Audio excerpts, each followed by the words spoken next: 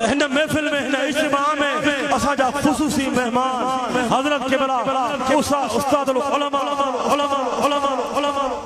तो किबला साईं जान जामिया निजामिया खां पहचान तो खुदा जो कसम इन जी दिल खे छिकियो है तो मज़ार मां खुदा जो कसम मुर्शिद करीम ने छिकिया को दिली ताल्लुका रूहानी ताल्लुका हजरत किबला मुर्शिद करीम जो विसाल थियो हजरत किबला उस्ताद साईं जान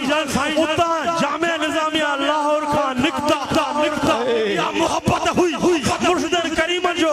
एतरोद हजरत किबला उस्ताद साईं सा प्यार मोहब्बत हुई पुछंदा पुत्र जने रबीउल अव्वल शरीफ शुरू ही न थींदो हो सफर जो महीनो हलंदो हो पुछंदा पुत्र पंहिंजे उस्ताद खे दावत ॾिनी थई पर खुदा जो कसम अॼु उहो ई मैदान भरियल हजरत किबला उस्ताद साईं मुर्शिद करीम जी रूहानियत खे महसूस करे रहिया आहिनि खुदा जो कसम इहो बि दुनिया वारनि खे ॿुधाइण थो चाहियां नकुली मुल्लनि खे नकुली मुफ्तिन खे ॿुधाइण थो चाहियां त हजरत किबला मुर्शिद करीम पैगंबर वारे जे शान खे अगर सही समझो त हजरत किबला उस्ताद साईं समझो बेशक तेरी तकलीफ जे बावजूद पंहिंजे कुर्ब जा कदम भरे आया आहिनि खुदा जो कसम मां त इहो चवंदुमि असां जे लाइ वॾी गनीमत वॾी गनीमत मुर्शिद करीम ख़ुश अल्हम्दुलिल्लाह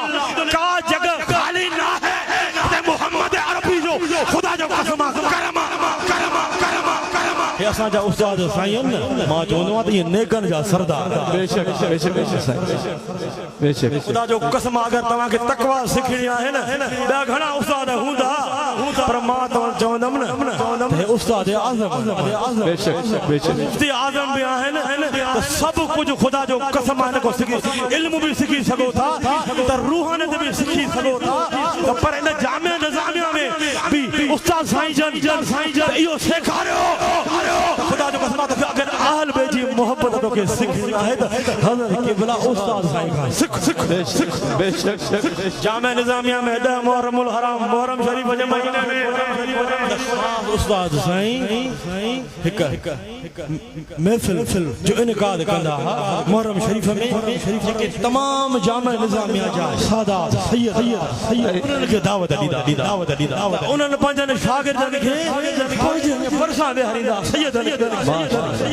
इन करे वेहारींदा हा त मुंहिंजा सोना दिलबर मदीने वारा राज़ी उस्ताद साईं दुनिया वारनि खे इहो पैगाम ॾिनो त दिलबर नबी जे बचण जी मोहब्बत ई कम ईंदई छाज कम इल्म सिखणो अथई त दिलबर नबी जी मोहब्बत सच्ची मोहब्बत सिखणी अथई रूहानियत सिखणी अथई तसव्वुफ सिखणो अथई आल बे जी मोहब्बत सिखणी अथई साहबा कराम जी मोहब्बत सिखणी अथई त हज़रत किबला उस्ताद साईं खां सिख असां उन्हनि खे दिल जी गहराई सां खुश आमदेद चऊं था मरहबा चऊं मरहबा उस्ताद साईं असांजे हिन महफ़िल जा सिंगार माशाअल्लाह प्रोग्राम थींदो हो आख़िरी जुमे ते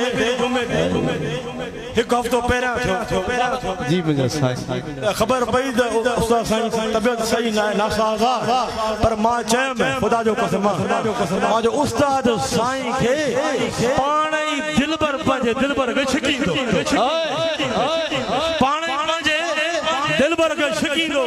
उस्ताद साईं खे अल्लाह जी अता सां मुर्शिद करीम पाण छिके खुदा जो कसम महफ़िल में पहुचाईंदा